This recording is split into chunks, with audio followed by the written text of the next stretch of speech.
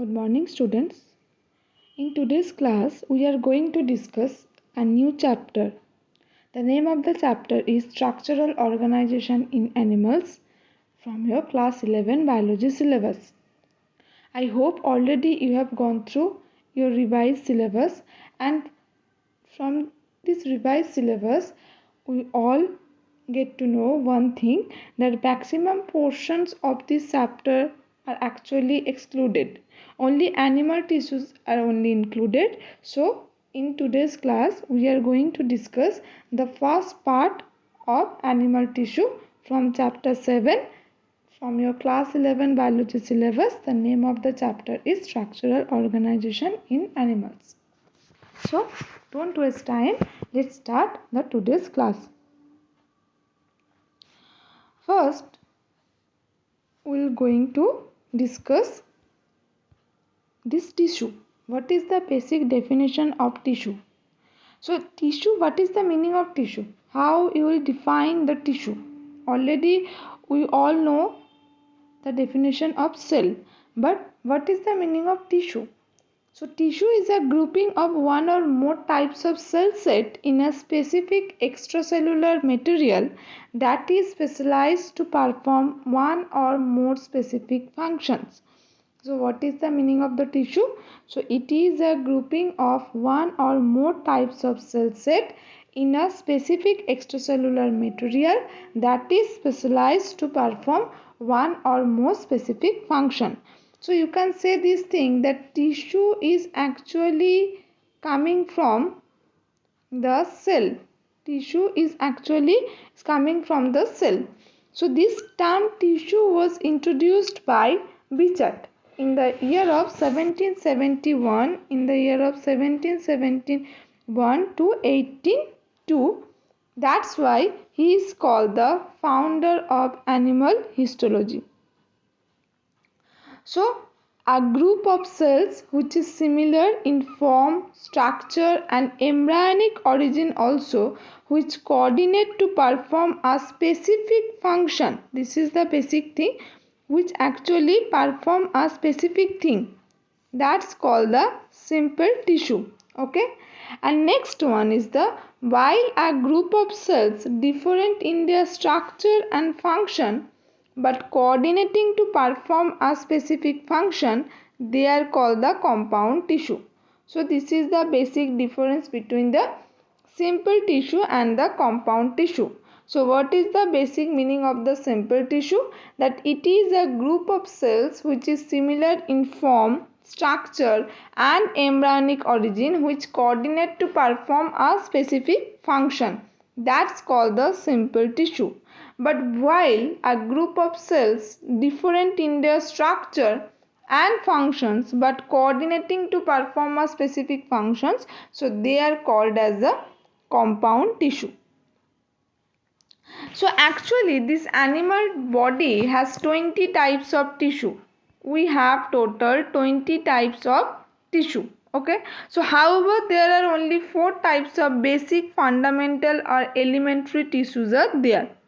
So these various tissues actually combine together in an orderly manner to form the large functional units called the organs, and the number of organ work in coordination and give rise to the organ system. Okay, so you can say in this way, you can write in this way, that first I am writing here, first cell, then tissue, then organ, next organ system.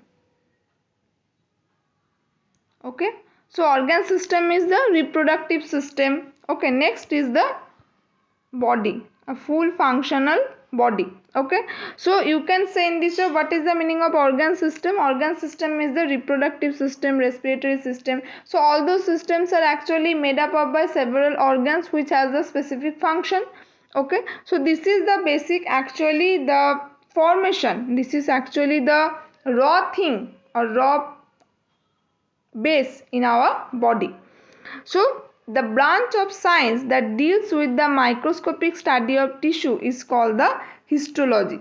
Okay, so this is just the overview of the tissue. This is just the overviews of the tissue. Next thing is the how many tissues are there in our body. So already I have discussed that animal body has total 20 types of tissue. Animal body has total 20 types of tissue. Okay, so however, there are only 4 types of basic, fundamental or elementary tissues are there.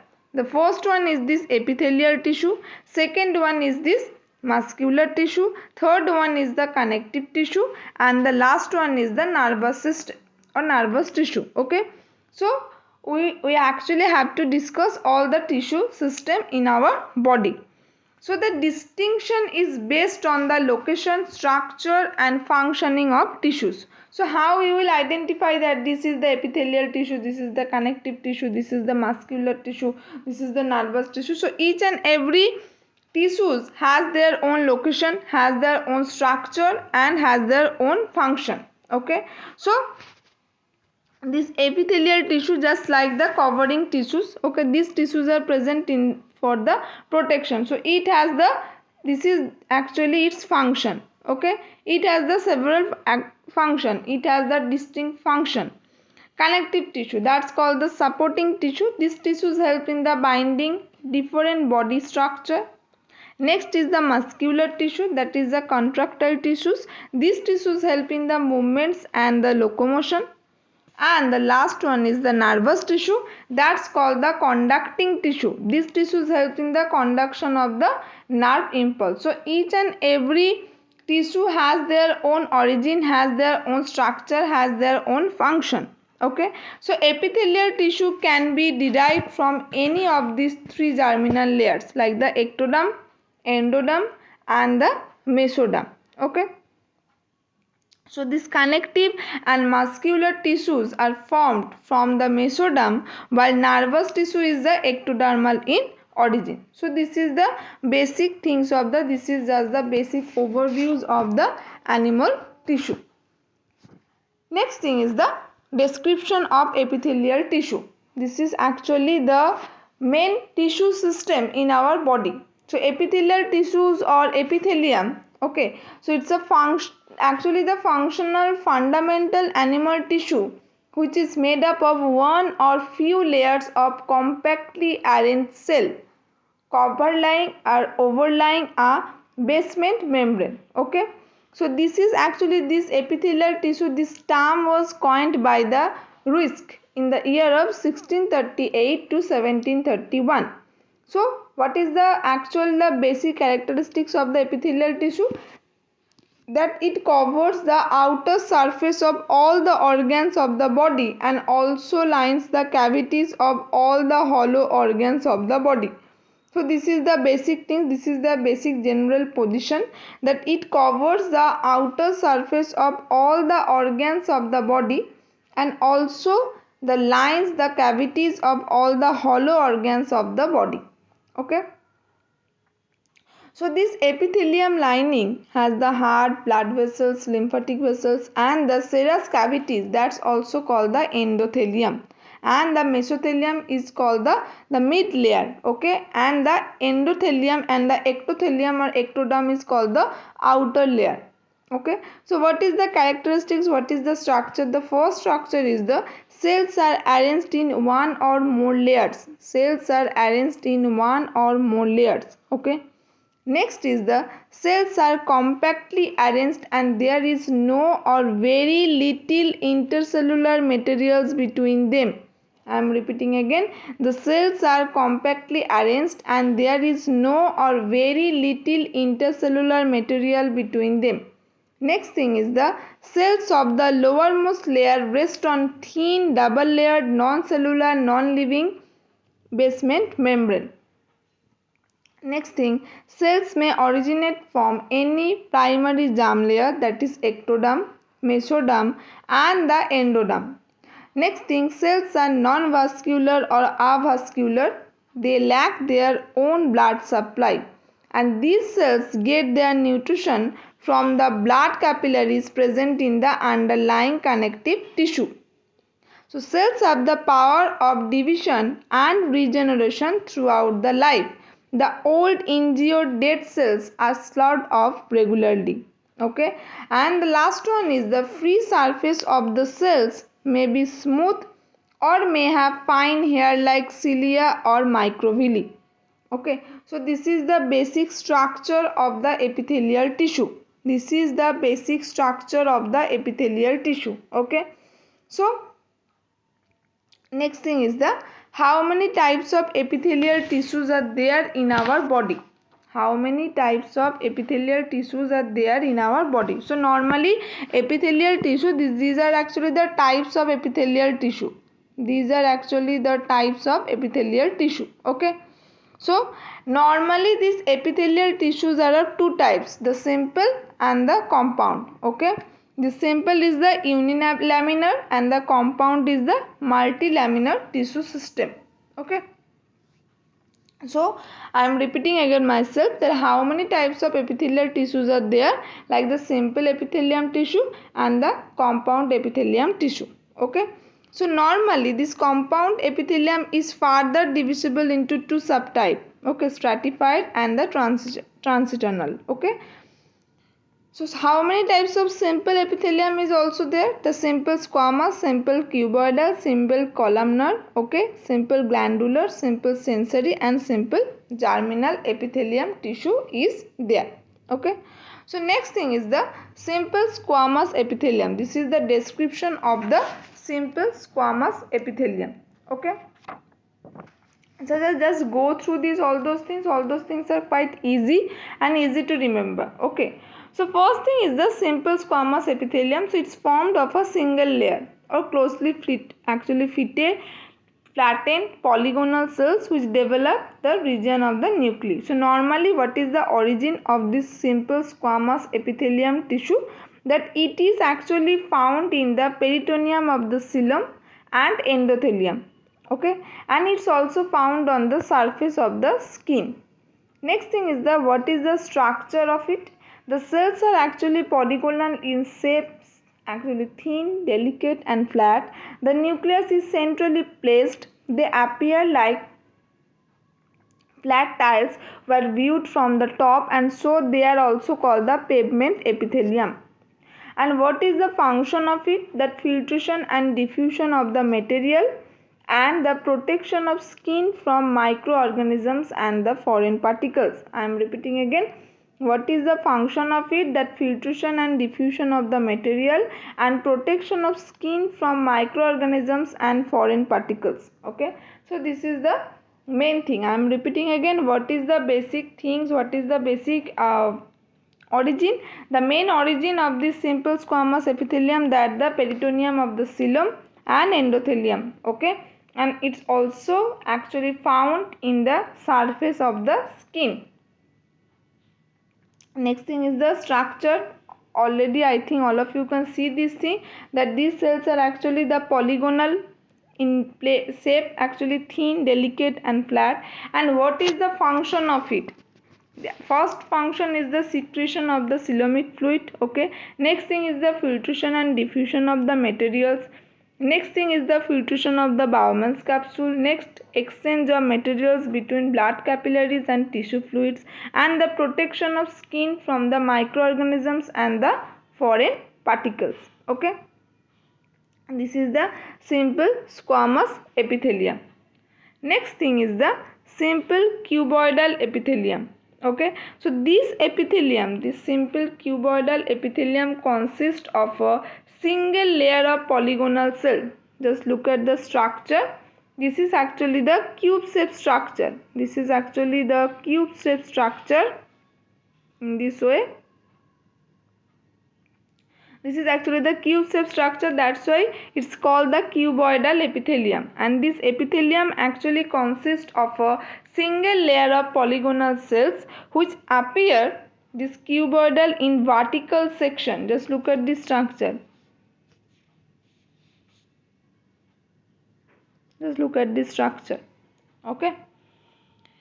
So this height and width are equal, and the epithelium overlies the basement membrane and nucleus is rounded and centrally placed. Just look at this structure. This blue color structure is the nucleus, okay, and this nucleus is centrally placed, and it is generally found in the thyroid gland and kidney. It is generally found in the thyroid gland and the kidney. What is the structure of it? That the cells are cube shaped with centrally placed round or spherical nucleus. And what is the function of this simple cuboidal epithelium? That the reabsorption in uriniferous tubules. Next thing, formation of gametes in germinal epithelium, storage, protection, secretion and excretion. So they play an important role in absorption and secretion. They play an important role in the absorption and secretion specifically. Okay. Next thing is the simple columnar epithelium. So what is the meaning of it? That column shape structure is there. This type structure is there.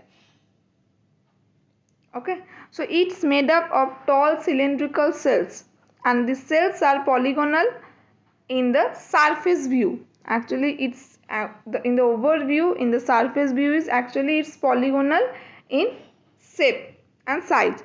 The single oval or elongated nucleus is situated anywhere between base and middle. Just look at this structure.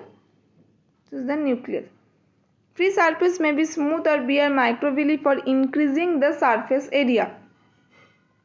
Some cells also produce mucus and they are called the goblet cell. So what is the origin? What is the origin of this simple columnar epithelium? It makes the inner lining of stomach, intestine and other internal organs. It makes the inner lining of the stomach, intestine and other internal organs. And what is the structure of it?